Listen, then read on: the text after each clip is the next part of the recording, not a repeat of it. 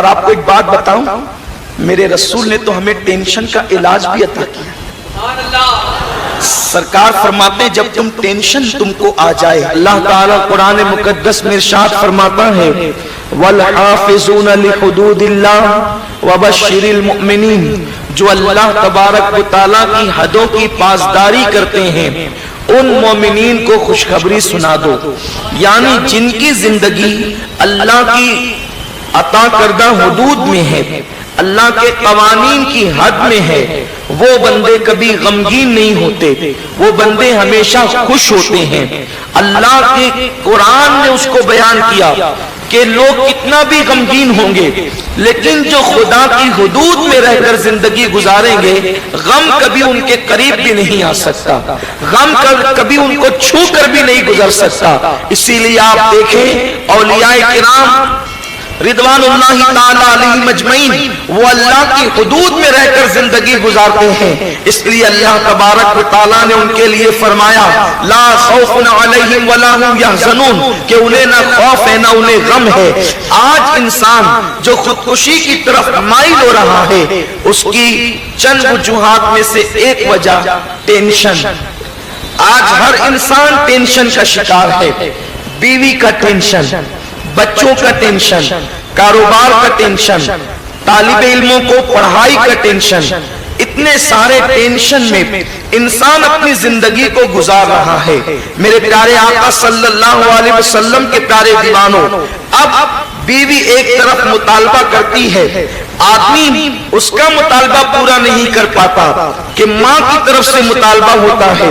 ابھی ماں کے مطالبے پورے نہیں کر پاتا تو بہنوں کی طرف سے مطالبہ ہوتا ہے، بہنوں کے مطالبے نہیں پورے کر پاتا تو بچوں کی طرف سے مطالبے ہوتے ہیں، بچوں کے مطالبے پورے نہیں کر پاتا کہ رشتہ داریوں کی طرف سے مطالبے ہوتے ہیں۔ ایک طرف تو مطالبات ہے، دوسری طرف کوئی تانا دے رہا ہے، کوئی جھگڑا کر رہا ہے، مندی کا معاملہ ہے، بچیوں کو رشتے نہیں آتے، بیٹا آوارگی کر رہا ہے، بیٹا بے-دردی کا شکار ہو چکا ہے۔ اس طرح کے بہت سارے ٹینشن میں انسان اپنی زندگی کو گزارتا ہے، تو اب اس ٹینشن سے وہ رائے فرار اختیار کرنے کے لیے سوچتا ہے کہ اب کروں تو کیا کروں، اور وقت اور حالات تو ایسے آ گئے اب کوئی غم گسار نظر نہیں آتا، اب کوئی غموں کو ہلکا کرنے والا نظر نہیں آتا۔ انسان اپنے دل کی کہے تو کس سے، اس لیے کہ دل کی بات سننے کے لیے تو دلدار چاہیے۔ یہاں کوئی محفل میں اہل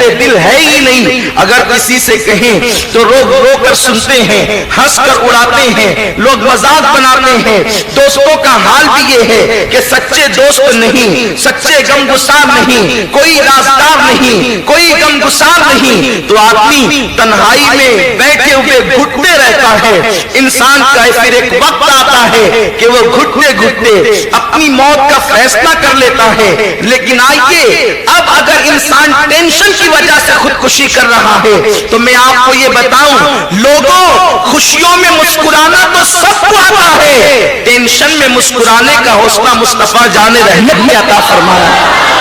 اللہ کے حبیب صلی اللہ علیہ وسلم نے عطا فرمایا ہے پوری کائنات کے اندر جناب آدم سے لے کر عیسیٰ تک، حضرت عیسیٰ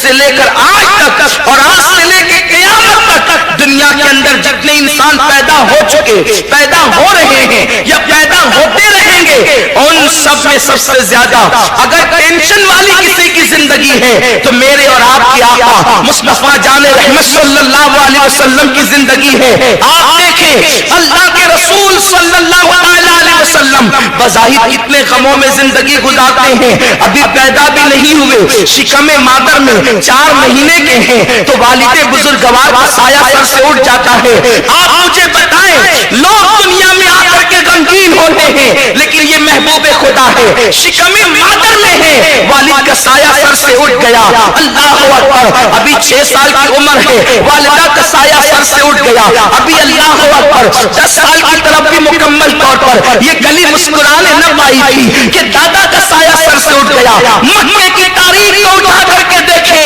کبھی حضرت میرے آقا صلی اللہ علیہ وسلم حضرت آمنہ کے جنازے کو مقام ابا میں دفن کرتے ہیں تو کبھی عبد المطلب کے جنازے کے پیچھے پیچھے پیچھے ایک 10 سال سے کم عمر کا بچہ ہے، وہ مکے میں پتھریلی زمین پر نوکیلے پتھروں پر اپنے نرم نازک پیر رکھتے ہوئے ننگے پیر جنازے کے پیچھے جا رہا ہے۔ اس جنازے والے کے ساتھ بہت سارے جوان بیٹے بھی ہیں، بہت سارے طاقتور لوگ بھی ہیں، لیکن وہ بچہ اس جنازے میں لیٹنے والے کے اولاد یعنی اس کے بیٹوں سے زیادہ روتا ہے۔ اس بچے کا دامن پکڑ کر کوئی پوچھے کہ وہ آستینوں سے آنسو کیوں پوچھتا ہے، بلکہ کبھی تو یوں ہوتا ہے آستین تر ہو جاتی ہے اور آنسو بہتے رہتے ہیں۔ وہ معصوم بچہ جس کی معصومیت پر قرآن بہشت کا حسن قربان ہے، وہ معصوم بچہ جس کی معصومیت پر نبیوں کی معصومیت